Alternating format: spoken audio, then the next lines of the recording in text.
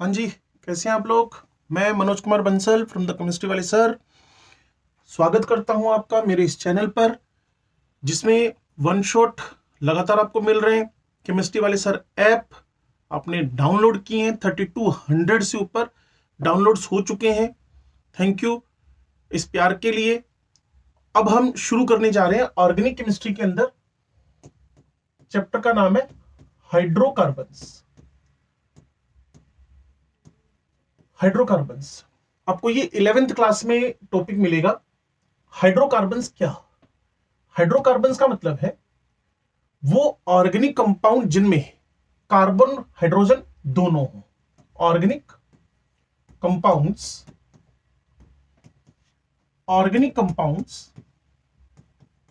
विच contains, वो organic compound जिनके अंदर carbon as well as hydrogen दोनों हो। अब आप कहेंगे ऐसे ऑर्गेनिक कंपाउंड कौन से हैं जिसमें कार्बन एंड हाइड्रोजन दोनों हो?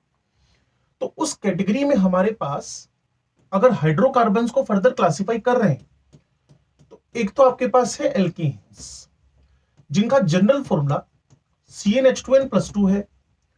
उसके बाद नेक्स्ट टारगेट पे आपके पास है एल्कीन्स, जिनका जनरल फॉर्मूला CnH2n है। नेक्स्ट आपके पास है एल्काइंस, जिनका जनरल फॉर्मूला CnH2n-2 है। अगर थोड़ा सा आगे बढ़ूं तो फिर मुझे एरोमेटिक हाइड्रोकार्बन्स मिलते हैं। एरोमेटिक हाइड्रोकार्बन्स, एरीन्स का मतलब हुआ एरोमेटिक हाइड्रोकार्बन्स। अब जो एरोमेटिक हाइड्रोकार्बन्स हैं ये क्या हुए? तो एरोमेटिक हाइड्रोकार्बन्स लाइक बेंजीन, जैसे कि आपके पास बेंजीन का स्ट्रक्चर है, ये एरोमेटिक हाइड्रोकार्बन की कैटेगरी में जाएगा। इंडिविजुअल डिस्कशन हमारे फोकस पे रहेगा। तो सबसे पहले हमारा टारगेट एल्केन्स पे होने वाला है। सबसे पहले हमारा टारगेट एल्केन्स को लेकर होने वाला है। तो भाई ये एल्केन्स क्या हुए?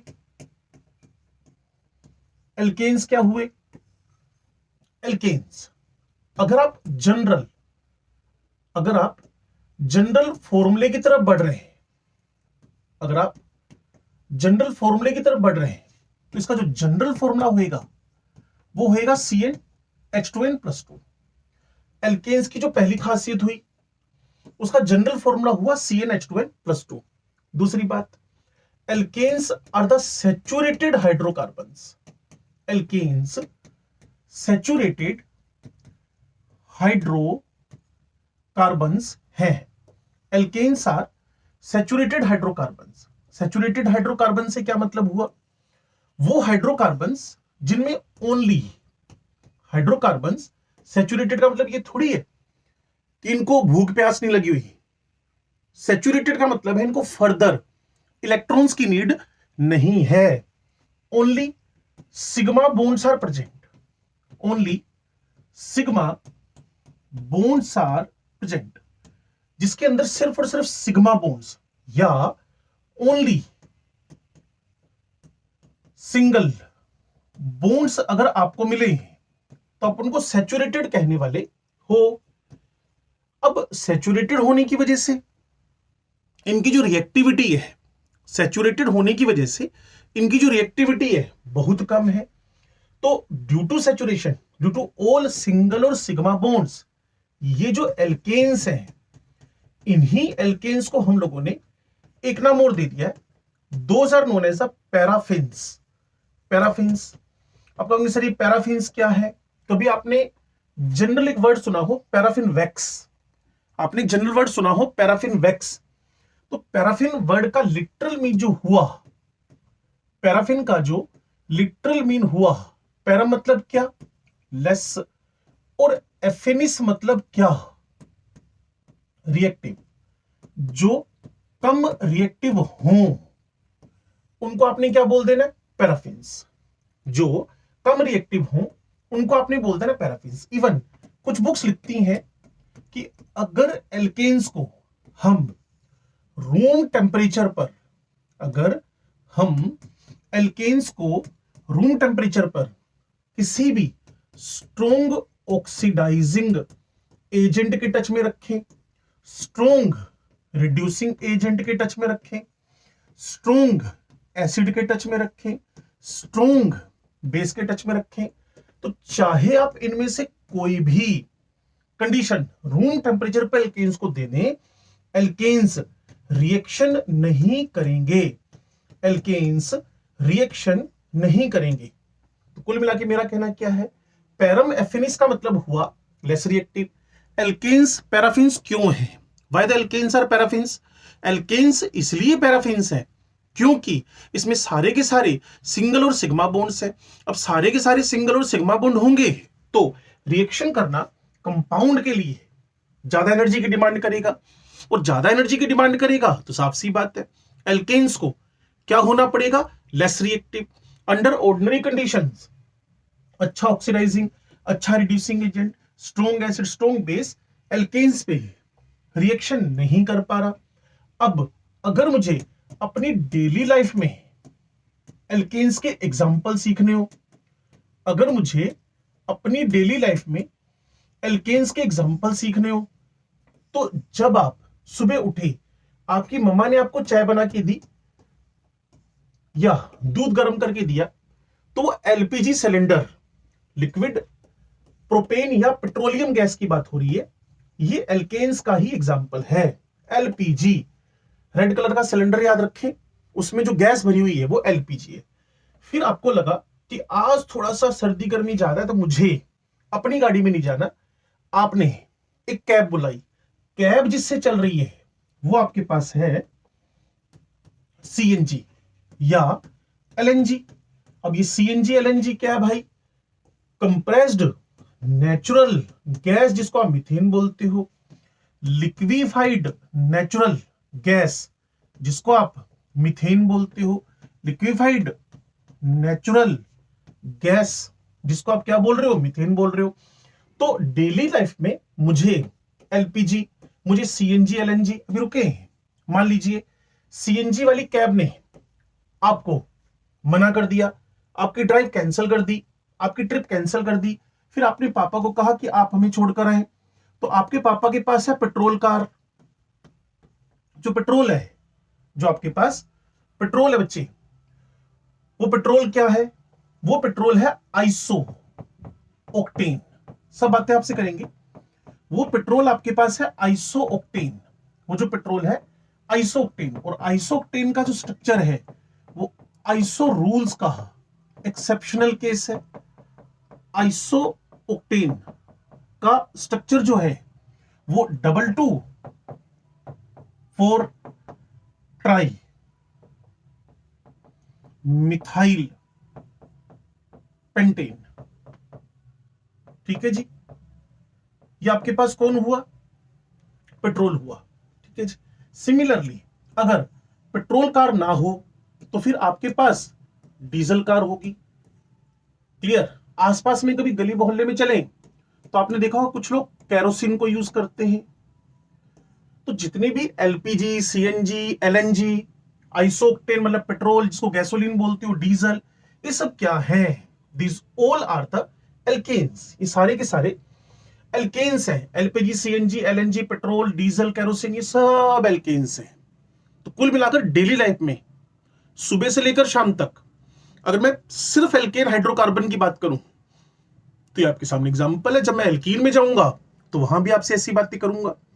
तो एल्केन डेली लाइफ में आपके सामने कहां कहां यूज आ रहे हैं सुबह से लेकर शाम तक, ये मैंने आपसे डिस्कशन किया। इसके अलावा अगर मैं 17 कार्बन ऑनवर्ड्स आगे चला जाऊं तो पैराफिन वैक्स, वो कॉम्पोजिशन में क्या है? वो एल्केन्स ही है।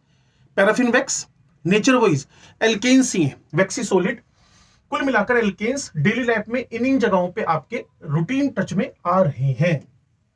अब अगली बात क्या है?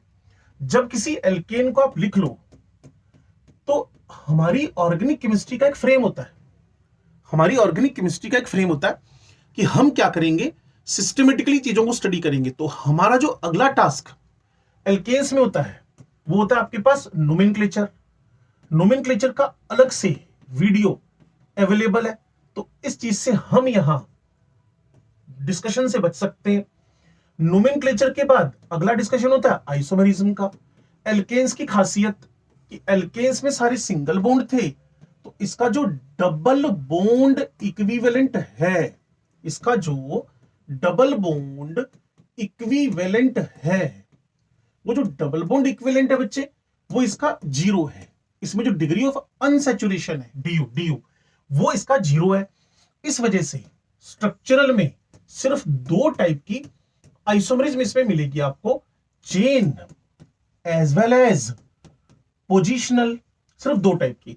लेकिन आइसोमरिज्म में जब आप एंटर करेंगे किसके अंदर, स्टीरियो के अंदर, तो स्टीरियो में एंट्री करते ही आपको इसमें रोटामर्स या रोटेशनल आइसोमरिज्म मिल जाएगी। वो डिस्कशन भी हमारे आइसोमरिज्म वाले पार्ट में आपसे हो चुका है। फिर आपके पास नेक्स्ट जो डिस्कशन होगा वो होगा ऑप्टिकल का। ऑप्टिकल का भी वीडियो अवेलेबल है केमिस्ट्री वाले सर चैनल पर। तो अगर मुझे कोई बोलेगा सर कितने कार्बन मैं मिनिमम से मिनिमम लेकर एल्केन्स में ऑप्टिकल आइसोमेरिज्म डिस्कस कर सकता हूं, तो मैंने कहा जी एक मिनिमम से मिनिमम एच लिखो, थोड़ा बड़ा मिथाइल लिखो, उससे थोड़ा सा बड़ा मिथाइल लिखो, उससे भी थोड़ा सा बड़ा प्रोपाइल लिखो।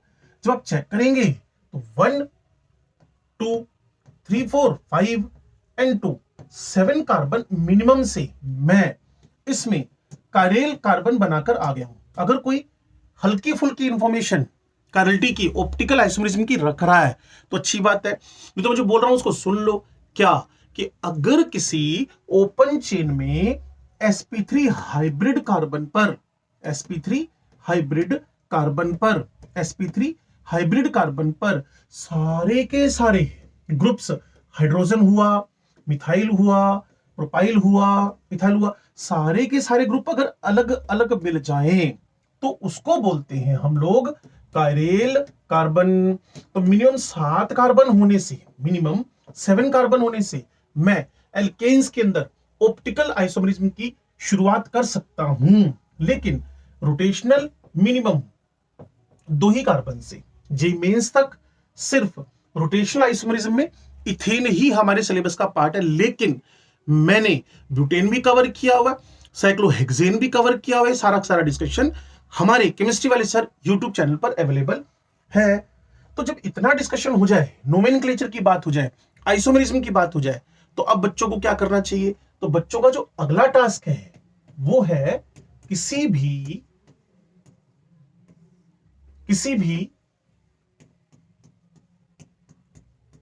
फंक्शन ग्रुप की सीरीज को स्टार्ट करते हुए उनके method of preparations, MOPs, method of preparations. अब बच्चे मैंने आपको बार बार कहा अगर किसी के मेथड ऑफ प्रिपरेशन का डिस्कशन स्टार्ट हो तो आप चैप्टर्स का नाम जरूर याद रखें।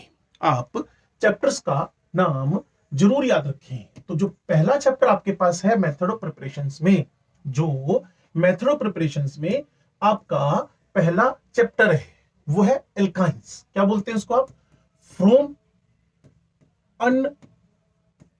Unsaturated hydrocarbons, from unsaturated hydrocarbons, मतलब आप एल्कीन्स और एल्काइंस की हेल्प से, एल्कीन्स एंड एल्काइंस की हेल्प से क्या करेंगे, एल्केन्स का प्रिपरेशन करेंगे। एल्कीन्स एंड एल्काइंस की हेल्प से आप एल्केन्स का प्रिपरेशन करेंगे। चलो जी अच्छी बात है। जब ये एल्कीन्स और एल्काइंस का डिस्कशन हो जाए तो फिर आप फोकस करेंगे फ्रॉम एल्काइल हैलाइड। इसलिए मैं बच्चों को बोलता हूं सबसे पहले हम उन हेडिंग्स को लिख लें जिससे हमें एल्केन बनाने हो। और अगर आप थोड़ा सा भी दिमाग लगाओगे, एल्केन्स को हम RH लिख सकते हैं, एल्केन को हम RR लिख सकते हैं। तो अनसैचुरेटेड हाइड्रोकार्बन्स में हमने हाइड्रोजन ऐड किए हैं फ्रॉम अनसैचुरेटेड हाइड्रोकार्बन्स। फिर हम लोगों ने एल्काइल हैलाइड्स के अंदर फ्रॉम द एल्काइल हैलाइड्स में 3 प्रोसेस चलाएंगे। एक प्रोसेस आपके पास जो होगा वो रिडक्शन का होगा। दूसरा पार्ट वेरी वेरी इंपॉर्टेंट, एक रिएक्शन होगी वर्ज रिएक्शन। तीसरे नंबर पे फिर हम एक रिएक्शन करवाएंगे, फ्रैंकलैंड रिएक्शन, फ्रैंकलैंड रिएक्शन। और उसके बाद एक रिएक्शन और होगी जिसको बोलते हैं कोरे हाउस, कोरे हाउस। ठीक है जी। तो एल्काइल हैलाइड का रिडक्शन करवाना, एल्काइल हैलाइड्स पे वर्ज रिएक्शन कराना, एल्काइल हैलाइड का फ्रैंकलिन करवाना, एल्काइल हैलाइड पर कोरे हाउस करवाना, ये हमारे एल्काइल हैलाइड से एल्केन बनाने के प्रोसेस होंगे, एल्काइल हैलाइड से एल्केन बनाने के प्रोसेस होंगे।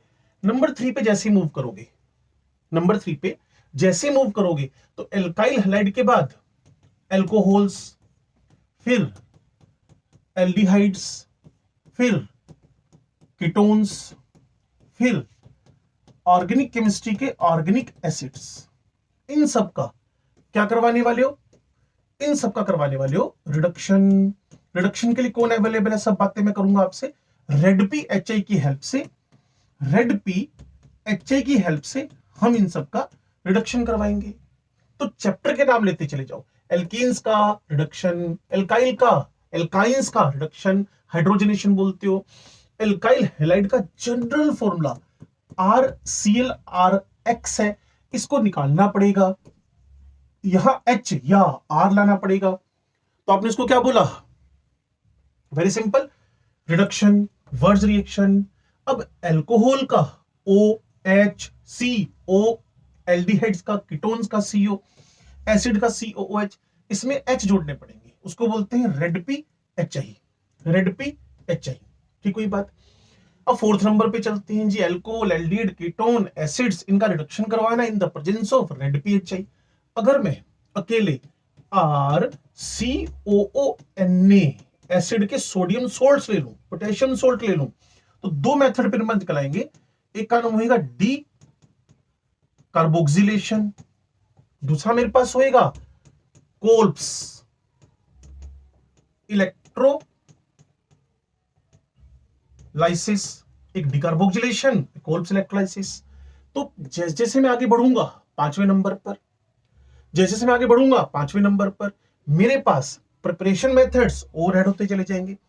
तो फिफ्थ नंबर का जो प्रिपरेशन मेथड मेरे पास होगा, फिफ्थ नंबर का जो प्रिपरेशन मेथड मेरे पास होगा, उसके अंदर मैं एक तो करवाऊंगा क्लीमेंशन, इस पर्टिकुलर क्लीमेंशंस रिडक्शन का, इस पर्टिकुलर क्लीमेंशंस रिडक्शन का जो डिस्कशन है वो मैकेनिज्म के समेत मेरे यूट्यूब चैनल पे अवेलेबल है, क्लीमेंशन रिडक्शन का मैकेनिज्म।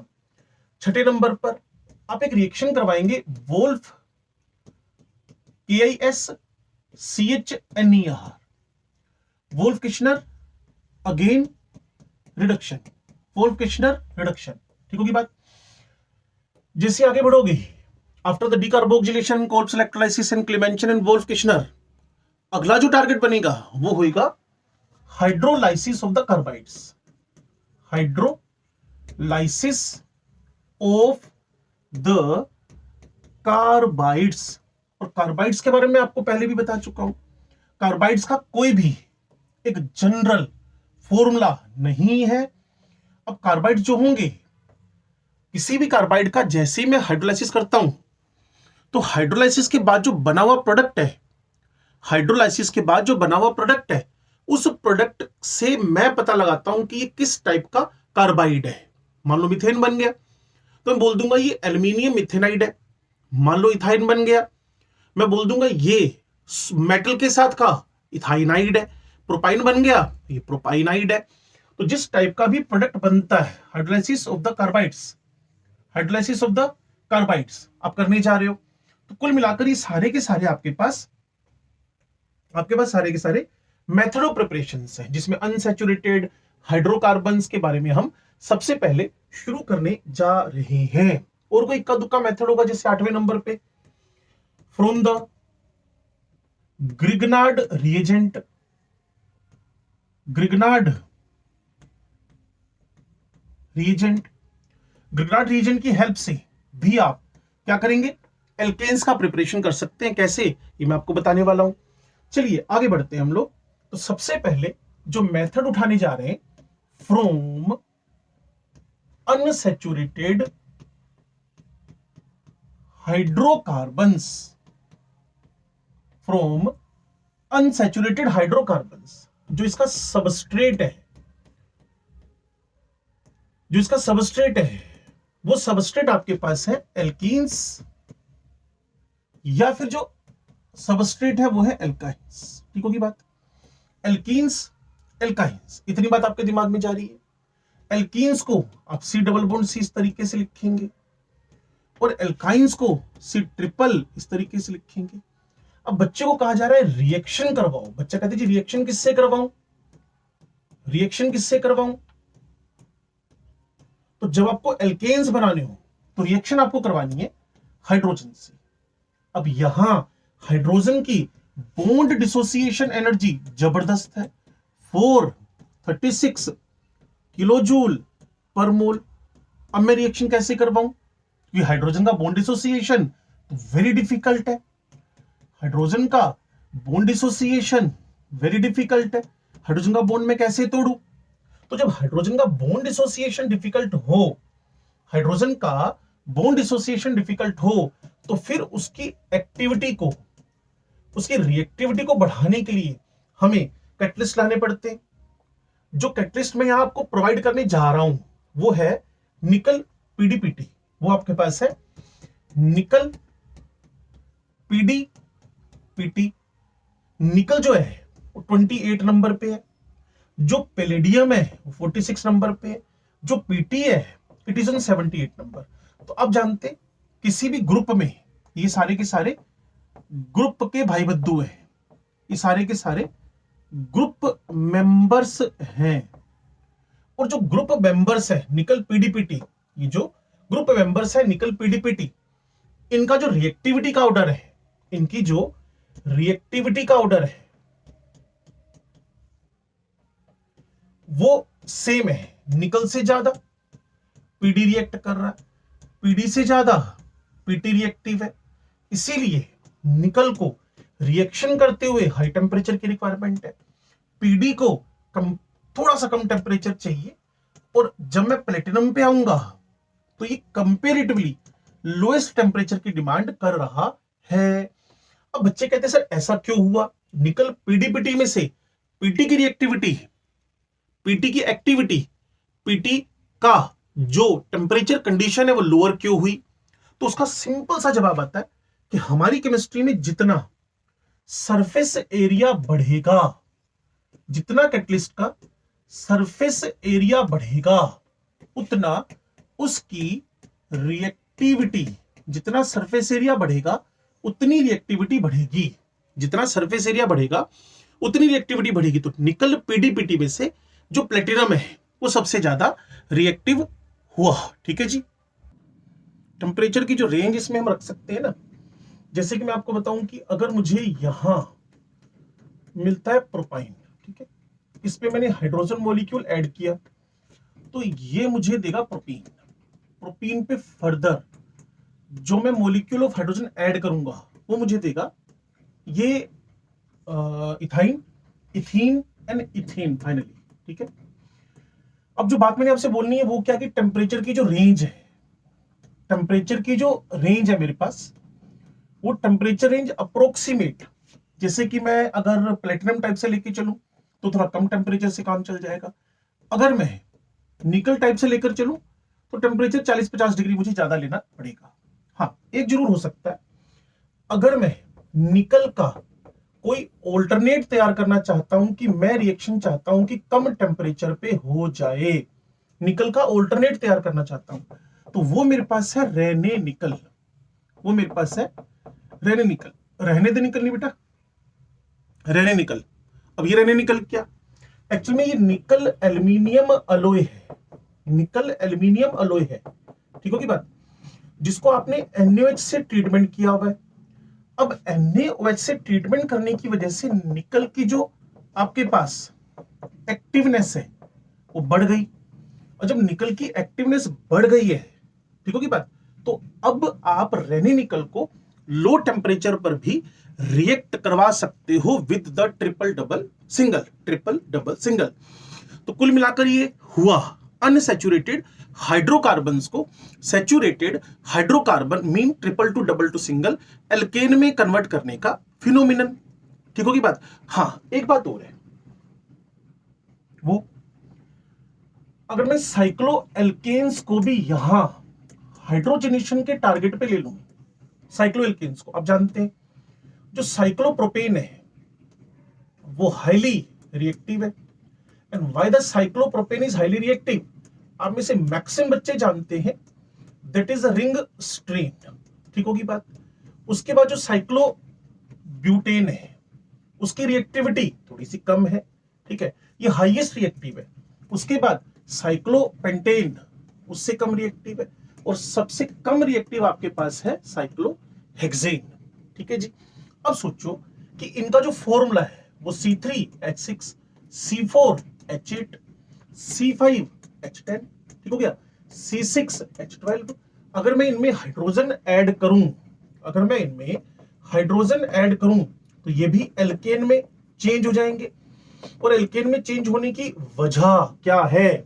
C3H6 का हाईली रिएक्टिव होना है। Why the cyclopropane is highly reactive, reason है ring strain, expected bond angle, real bond angle सब आपको पता है। अब मैं इसमें हाइड्रोजन ऐड कर रहा हूं, इसमें भी हाइड्रोजन ऐड कर रहा हूं, इसमें भी हाइड्रोजन ऐड कर रहा हूं। और खास बात बताऊं मैं आपको, यहां जब मैं हाइड्रोजन ऐड करूंगा हमारे साइक्लोहेक्सेन सर हमारे प्रपोजल को रिजेक्ट मार देंगे। क्यों? क्योंकि साइक्लोहेक्सेन इटसेल्फ एक स्टेबल स्ट्रक्चर हुआ। तो अगर मैं साइक्लो प्रोपेन से रिएक्शन ऑफ हाइड्रोजन करवा रहा हूं तो ये मेरे से डिमांड कर रहा है 80 डिग्री सेंटीग्रेड की, ये मेरे से डिमांड कर रहा है 80 डिग्री सेंटीग्रेड की। ठीक हुई बात। और वहीं जो आपका साइक्लो ब्यूटेन है वो सेम रिएक्शन 200 डिग्री पर करवाएगा, कारण C4H8 साइक्लो ब्यूटेन स्टेबल है। आंसर में आपके पास वही कौन आने वाला है? ब्यूटेन। चलिए, अब हुआ क्या, अगर मैं C5H10 पर रिएक्शन करवा रहा हूं और मैंने वेरी हाई टेम्परेचर कर दिया, वेरी हाई टेम्परेचर कर दिया, तो यहां भी मैं ऑब्जर्व कर रहा था नो रिएक्शन का टैग आएगा। बच्चे बोलेंगे सर साइक्लो प्रोपेन में साइक्लोब्यूटेन में रिएक्शन हुई, एक 80 डिग्री पर हुई, एक 200 डिग्री पर हुई, इन दोनों में क्या प्रॉब्लम है? तो जो मेरा साइक्लोपेंटेन है वो लीस्ट एंगल स्ट्रेन वाला है, लेकिन जो मेरे पास साइक्लोहेक्सेन है वो जीरो एंगल स्ट्रेन वाला है। तो जितना एंगल स्ट्रेन ज्यादा, strain always makes the structure unstable, strain हमेशा स्ट्रक्चर को अनस्टेबल बनाता है। किसी भी स्ट्रेन के ढेरों टाइप है, यहां एंगल स्ट्रेन हमारे पास मैटर कर रहा है, एंगल स्ट्रेन मैटर कर रहा है। अब इन क्वेश्चंस पे गौर करो थोड़ा सा। तो पहला चांस इस रिंग में से इस बॉन्ड के टूटने का हुआ, दूसरा चांस यहां से टूटने का हुआ, यहां तो हाइड्रोजन ऐड होगी, इन दोनों में इधर और करके हम दो मॉलिक्यूल बनाएंगे। यहां हाइड्रोजन ऐड होनी पक्की है, तो अगर मैं ये बॉन्ड यहां से ब्रेक कर रहा हूं, ठीक होगी बात, तो मेरे पास एक कार्बन, दो कार्बन, तीन कार्बन, चार कार्बन, ठीक होगी बात, यहां से बॉन्ड ब्रेक हो गया तो ये मिथाइल इधर लटक जाएगा। कुल मिलाकर मेरा जो पहला प्रोडक्ट बनेगा 1 2 3 4 हुआ, 1 2 3, थर्ड नंबर पर 1 2 3, थर्ड नंबर पर मिथाइल आ जाएगा। समझ पा रहे? ये किसमें चेंज हो गया? CH3, ये CH2, अगला कार्बन CH3, और यहां से 1 2 3 4 ये चार कार्बन। अगर स्ट्रक्चर यहां से ब्रेक हो जाए, दूसरा नंबर सेकंड नंबर, तो क्या होएगा? सेकंड नंबर से ब्रेक हो, सेकंड नंबर से, ये तो आपने समझ ही लिया, 1 2 3 है, 3 पर ये ब्रांच बन गई, 1 2 3 यहां से ब्रेक हुआ तो 1 2 3 4 5 सीधे सीधे आपके पास 5 कार्बन का 1 2 3 4 5 5 कार्बन का आपके पास एल्केन बन जाना है। ठीक होगी बात। अब अगर मैं इस पर, तो यहां कितने मोल हाइड्रोजन कंज्यूम हुए? 2 मोल। एक यहां इधर और है, दो प्रोडक्ट आपके पास बन जाएंगे। अगर मैं इनकी बात करूं 1 2 3 4 5, यहां भी मेरे पास 5 ही थे, तो यहां 3 मोल हाइड्रोजन का पीटीपीडी की प्रेजेंस में कंजप्शन होगा। यहां ट्रिपल बॉन्ड पर 2 मोल कंज्यूम आएंगे। इधर वाला बॉन्ड भी ब्रेक हो सकता है, इसको मान ले, इसको मान ले, की बात है। तो जब ये पहला CH3 में कन्वर्ट हुआ, लो जी CH3, उल्टा लिख रहा हूं मैं, चलो ऐसा कर लेते हैं आपकी बेटर अंडरस्टैंडिंग के लिए। CH3 इधर लिख दिया ये वाला, उसके बाद CH2 हो गया ये वाला, फिर अगला कार्बन हुआ, इस पर मिथाइल, क्योंकि बॉन्ड टूटेगा ना यहां से, तो ये चेन लटक जाएगी इसके साथ। उसके बाद यहां फर्दर एक कार्बन और है, ठीक होगी बात। और ये कुल मिलाकर मेरे पास आंसर सेम ही आ रहा है, इसमें भी सेम, लेकिन consumption of moles of the hydrogen अलग अलग है। और बॉन्ड ब्रेक कहां आसानी से हो रहा है, कहां डिफिकल्टी से हो रहा है, ये मैंने आपको पिछली स्लाइड में बता दिया था कि साइक्लोप्रोपेन्स को तोड़ना आसान है, और अगर कोई इससे भी आगे चला जाए, जिसकी समझ हो सकता है भी आपके दिमाग में ना हो, तो मैं आपको बता दूं कि जब भी कभी हम साइक्लो एल्केन्स पर एडिशन रिएक्शन करवा रहे हैं, तो ये हमारे पास इलेक्ट्रोफिलिक एडिशन रिएक्शंस होंगी, इलेक्ट्रोफिलिक एडिशन रिएक्शंस होंगी, इलेक्ट्रोफिलिक एडिशन रिएक्शंस होंगी। तो तैयार रहिएगा, पेपर में अगर आपसे वो डिस्कस करता है कि एल्कीन्स हो, एल्काइन्स हो, cycloalkanes हो, what type of the reaction mechanism takes place during the addition, your answer should be electrophilic addition, electrophilic addition reaction आपके दिमाग में आनी चाहिए। तो बच्चे इस रिएक्शन को हम लोग सेबेटियर सेंड्रेंस मेथड बोलते हैं। ये हमारा final discussion about the first method हुआ, सेबेटियर, ठीक है जी। ट्रिपल को डबल में कन्वर्ट करना, डबल को सिंगल में कन्वर्ट करना, it is known as the Sabatier Senderens method, Sabatier Senderens method.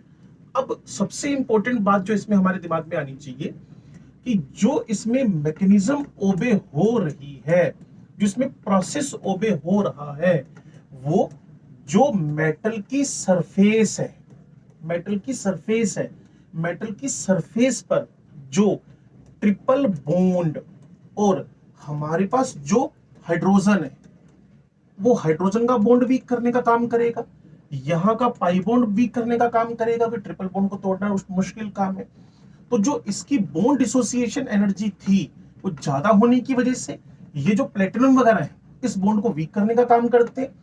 और एडजॉर्प्शन मेथड से, ये एडजॉर्प्शन मेथड से, एडजॉर्प्शन मेथड से एक सिन एडिशन हो रहा होता है, एडजॉर्प्शन मेथड से हाइड्रोजन का सिन एडिशन हो रहा होता है, एडजॉर्प्शन मेथड से हाइड्रोजन का सिन एडिशन। अब ये सिन एडिशन क्या, इसके बारे में डिटेल में डिस्कशन करेंगे हम लोग कि कैसे करके ये ट्रिपल बॉन्ड है, इस पर हाइड्रोजन ऐड हुआ, वही पीटीपीडी निकल है, यहां ट्रिपल डबल में कन्वर्ट हो गया, ट्रिपल डबल में कन्वर्ट हो गया, डबल सिंगल में कन्वर्ट होगा। और इस ट्रिपल डबल सिंगल के कन्वर्जन की पूरी कहानी में जो हाइड्रोजन है, वो सिन मेथड से सेम साइड एडिशन से ऐड हो रहा है। तो सेबेटियर सैंडरसन इसका मेथड का नाम है। दूसरी बात, निकल पीटीपीडी यहां कैटलिस्ट है, हाइड्रोजन जुड़ रहा है। साइक्लोएल्केन्स की बात करें तो प्रोपेन हाईली रिएक्टिव है, ब्यूटेन में 200 डिग्री चाहिए, पेंटेन एंड हेक्सेन हाइड्रोजन के साथ रिएक्शन के लिए एलिजिबल नहीं है, क्योंकि वो एक्स्ट्रा ऑर्डिनरी स्टेबल कंपाउंड है due to the zero ring strain. अब थोड़ा सा मैं बात को लेकर चलता हूं सेकेंड मेथड की तरफ। सेकेंड मेथड क्या है जी, from alkyl halides, from alkyl halides, ठीक होगी बात। फ्रॉम एल्काइल हैलाइड में सबसे पहला काम हम उठाने जा रहे हैं एल्काइल हैलाइड्स का रिडक्शन। सबसे पहला हम टास्क उठाने जा रहे हैं एल्काइल हैलाइड्स का रिडक्शन। अब अगर आपको रिडक्शन करवाना है तो सीधी सी बात है, आरएक्स का एक्स हटकर कौन आ रहा है, एच आ रहा है, आरएक्स का एक्स हटकर कौन आ रहा है, एच आ रहा है। तो यहां कौन चाहिए होगा, यहां हमें रिड्यूसिंग एजेंट्स की डिमांड होगी। तो रिड्यूसिंग एजेंट कौन हो सकते हैं, तो जरा रिड्यूसिंग एजेंट के बारे में जान ले। जो रिड्यूसिंग एजेंट आपके पास होंगे, उसमें रिड्यूसिंग एजेंट जो मेटल्स आपके पास इलेक्ट्रोकेमिस्ट्री और रिडॉक्स चैप्टर में नेगेटिव ई नोट वाले हाईली एक्टिव मेटल है, रिडॉक्स पढ़ा हुआ है तो आपके लिए काम आसान है। प्लस डाइल्यूट एसिड लेने से, प्लस डाइल्यूट एसिड लेने से हम रिएक्शन में हाइड्रोजन प्रोड्यूस करके, रिएक्शन से हाइड्रोजन प्रोड्यूस करके यहां ऐड कर सकते हैं, क्योंकि X को हटाना हमारा टारगेट है और H को यहां लगाना हमारा टारगेट है।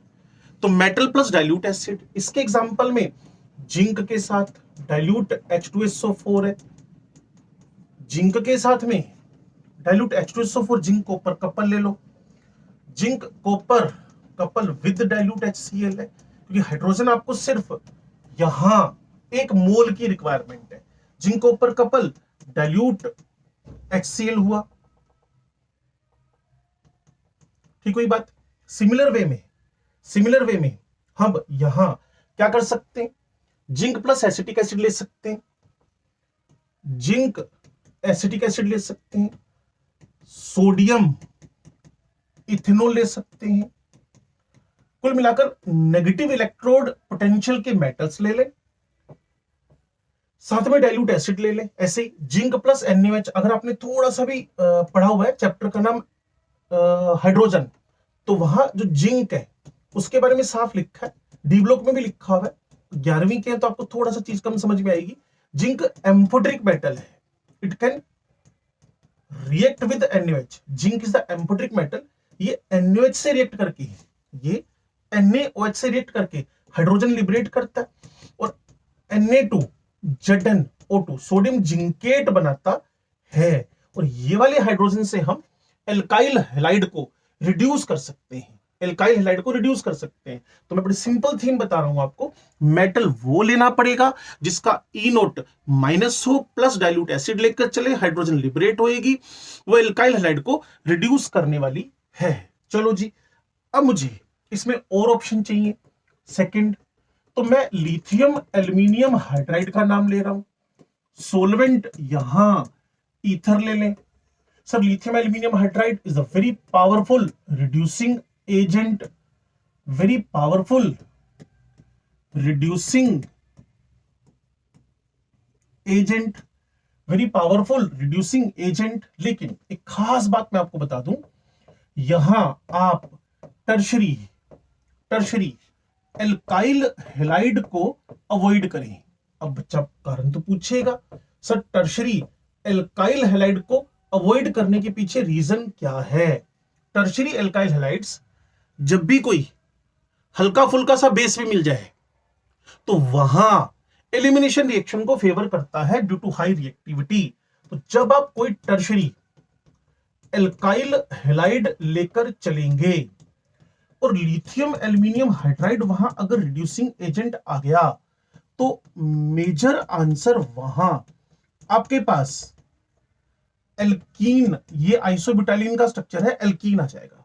तो इसीलिए लिथियम एल्यूमिनियम हाइड्राइड को आप विद ईथर सोलवेंट जो है उसको टर्शरी के साथ अवॉइड करेंगे। अब अगर मैं इस पर क्वेश्चन बना दूं, जैसे कि मेरे को यहां मिथाइल लिख कर दे दिया, यहां क्लोरो लिख कर दे दिया, यहां मुझे क्लोरो लिख कर दे दिया और यहां भी मुझे क्लोरो लिख कर दे दिया, तो सबसे पहला काम आपका होगा आइडेंटिफिकेशन। ये 2 डिग्री एल्काइल हैलाइड है, ये 1 डिग्री एल्काइल हैलाइड है और ये 3 डिग्री एल्काइल हैलाइड, और यहां मेरे पास लिथियम एल्यूमिनियम हाइड्राइड का ईथर की प्रेजेंस में एक्सेस लिख दिया गया। मैं क्या करूं, सिंपल आंसर, जो CH2 है उसके साथ का Cl उड़ाकर वहां H लिखते हैं, जो सेकेंडरी है उसका Cl उड़ाकर H लिखते हैं, लेकिन जो टर्शरी है उसमें क्लोरो का पड़ोसी अल्फा है, उसका पड़ोसी बीटा है, बीटा और बीटा है।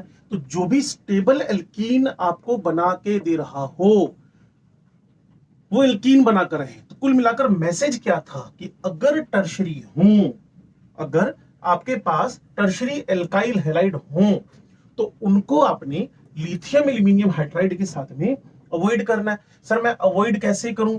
मैंने कहा जब आपके पास टर्शरी एल्काइल हैलाइड हो तो जहां से Cl जुड़ा हुआ है उसको अल्फा कार्बन, वैसे भी अल्फा कार्बन की डेफिनेशन आपको क्लियर है, मेन फंक्शन ग्रुप से जुड़ा हुआ कार्बन अल्फा कार्बन होता है, मेन फंक्शन ग्रुप से जुड़ा हुआ कार्बन अल्फा कार्बन होता है। तो उसका पड़ोसी जो है वो बीटा है। बीटा यहां मेरे पास दो, एक यहां एक यहां एक यहां पड़ा हुआ है, एक स्ट्रक्चर के अंदर एक बाहर। तो मैं वहां से H उड़ाऊंगा जो मुझे एक स्टेबल एल्कीन देगा। इस पर भी हम थीम में काम करेंगे जब हम E1 Cv के बारे में जान रहे होंगे। E1 Cv के बारे में जान रहे होंगे, उससे फिर हमारे क्वेश्चन करने आसान हो जाएंगे। तो कुल मिलाकर अभी मैंने जब भी एरो पे लिथियम एल्यूमिनियम हाइड्राइड रिडक्शन के लिए रखा हो और सामने एल्काइल हैलाइड्स हो, तो प्राइमरी का Cl हटा के H, सेकेंडरी का Cl हटा के H, टर्शरी का Cl हटाकर H में नहीं लगा रहा, मैं वहां ClH दोनों यानी डीहाइड्रोहेलोजिनेशन करके एल्कीन बना रहा हूं, एल्कीन बना रहा हूं। चलो जी, ये मेरा second lithium aluminium hydride in ether हुआ। क्या मैं और भी रिड्यूसिंग एजेंट ले सकता हूं? बिल्कुल ले सकते हो जी। वो है आपके पास सोडियम बोरो हाइड्राइड। क्लियर? सोडियम बोरोहाइड्राइड थोड़ा सा मुझे एक्टिव सोलवेंट लेना पड़ा, इथेनॉल पोलर सोलवेंट लेना पड़ा। अब यहां सबसे इंपॉर्टेंट बात क्या है, ये 1 डिग्री के लिए गुड है, ये 2 डिग्री के लिए गुड है, लेकिन जो यहां मेरे पास थोड़ी सी गलती, ये 1 डिग्री के लिए बेकार है, 2 डिग्री के लिए गुड है, 3 डिग्री के लिए भी गुड है, क्योंकि सोडियम बोरोहाइड्राइड की जो रिड्यूसिंग पावर है वो लिथियम एल्यूमिनियम हाइड्राइड से, लिथियम एल्यूमिनियम हाइड्राइड से कमजोर है। तो जो सोडियम बोरोहाइड्राइड, जिसको जनरली बुक्स वाले एसबीएच लिखते हैं, sodium borohydride is a poor reducing agent. जब पुअर रिड्यूसिंग एजेंट है इथेनॉल लिथियम एल्यूमिनियम हाइड्राइड के कंपैरिजन में, तो जो 1 2 3 है सेकेंडरी, इजिली Cl हटाकर H लगा दो, Cl हटाकर H लगा दो। 1 डिग्री में जो कार्बन, 1 डिग्री में जो कार्बन हेलोजन बॉन्ड है उसका बॉन्ड ब्रेक होना डिफिकल्ट है।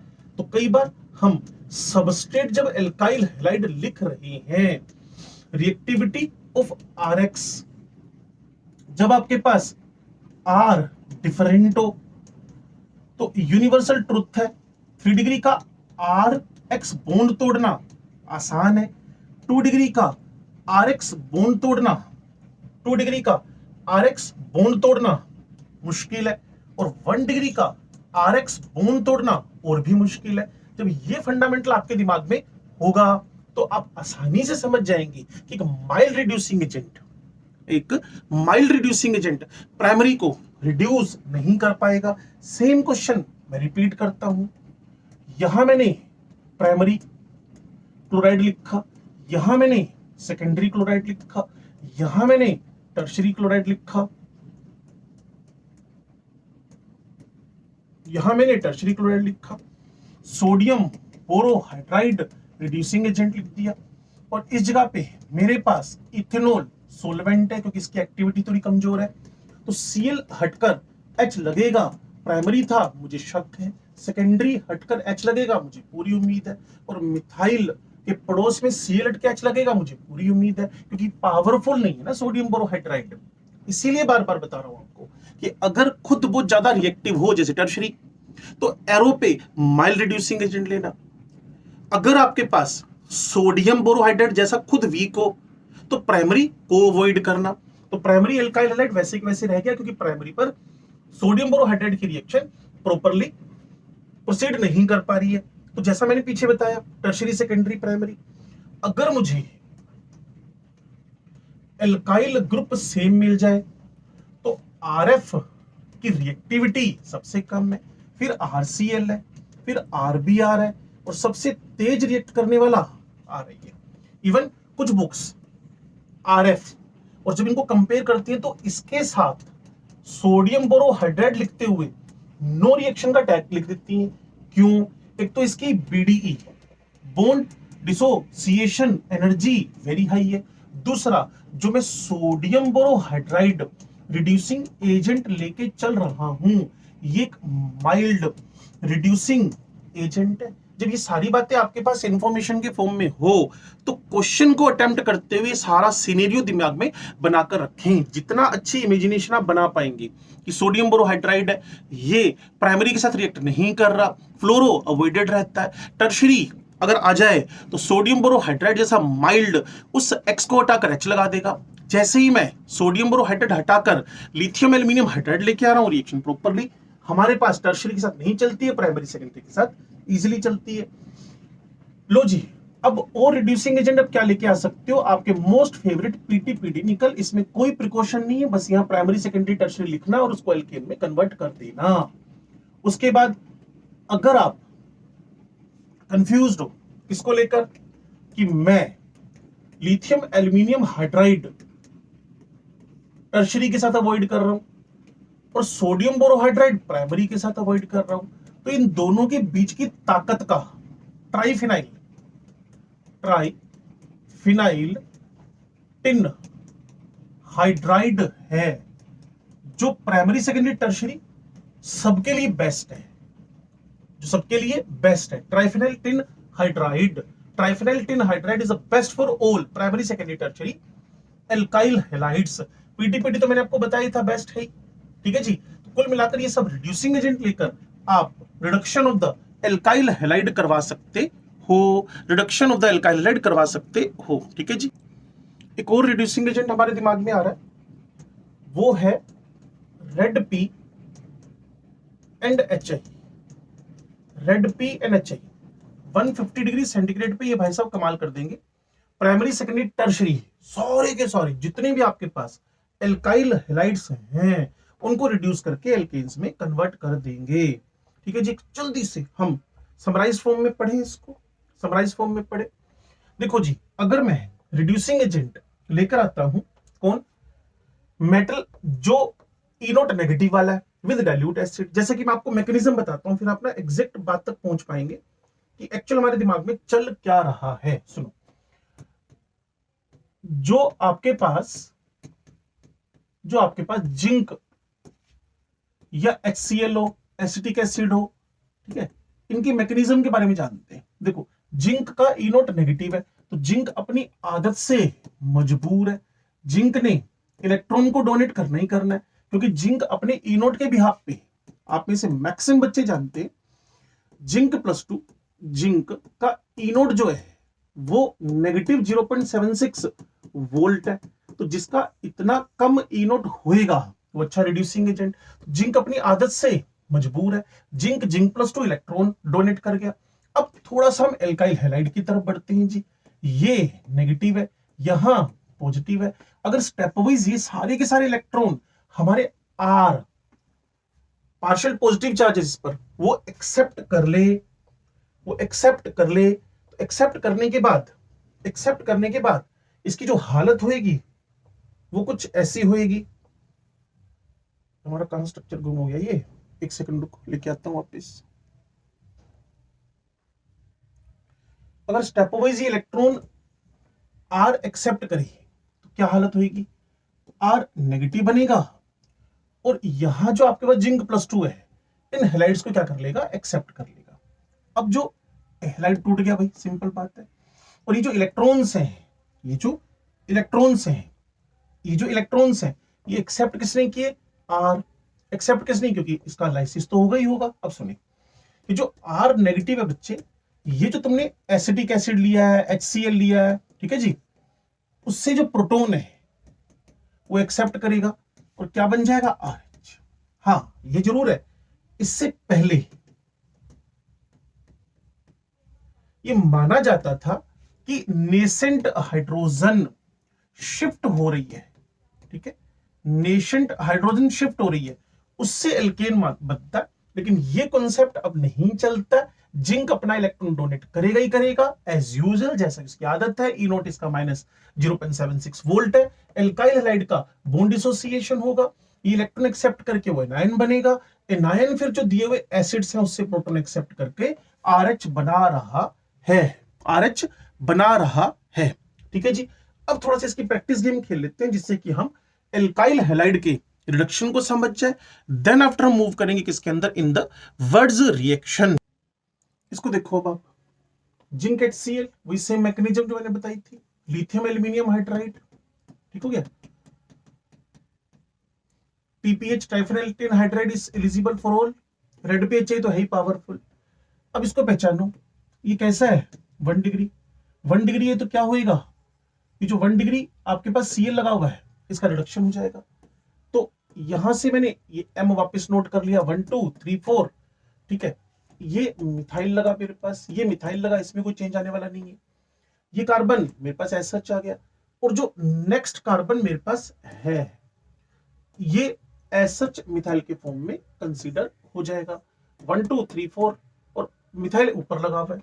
सोडियम बोरोहाइड्राइड भाई साहब ये तो प्राइमरी पे रिएक्ट ही नहीं करते, तो नो रिएक्शन का टैग लग जाएगा। अब आगे देखते हैं जी। अब पहचानो, ये जो मेरे पास स्ट्रक्चर है ये 2 डिग्री है, इसको पहचानो, ये मेरे पास 3 डिग्री है।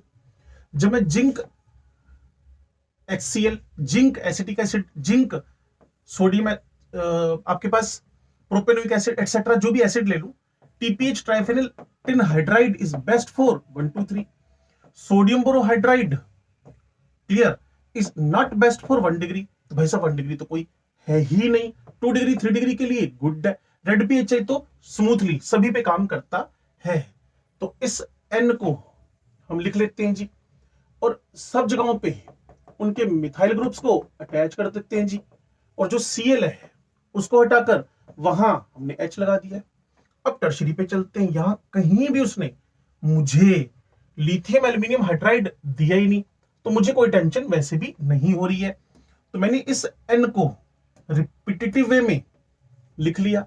मिथाइल फिक्स है जी, यहां मिथाइल फिक्स है जी, और ये जो Cl है यहां H लग गया, बाकी सब कुछ सेम पड़ा हुआ है। सर अगर वो मुझे यहां लिथियम एल्यूमिनियम हाइड्राइड दे दे तो मैं क्या करूंगा, इस केस में क्या करूंगा, इस केस में क्या करूंगा, इस केस में आप सारे के सारे स्ट्रक्चर को रीड्रॉ करेंगे, यहां मिथाइल लगाएंगे, यहां मिथाइल लगाएंगे, और यहां भी मिथाइल लगाएंगे।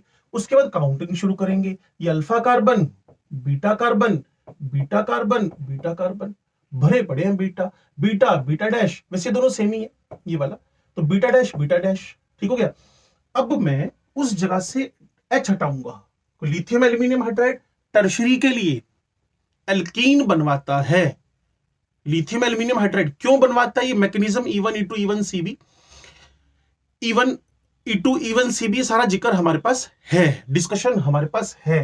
तो लिथियम एल्यूमिनियम हाइड्राइड टर्शरी के साथ क्या बना देगा, एल्कीन, और एल्कीन वही बनेगी जो कि स्टेबल हो, जिसकी स्टेबिलिटी प्रोडक्ट को यानी फॉरवर्ड रिएक्शन को फेवर कर रही हो।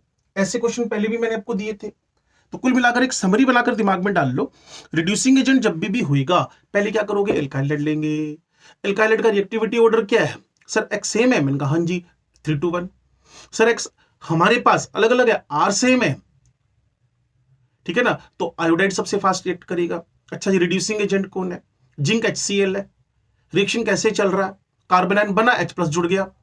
Sir lithium aluminium hydride tertiary पे अवॉइड करना, सोडियम बोरोहाइड्राइड प्राइमरी पे अवॉइड करना, फ्लोरो के केस में अवॉइड करना।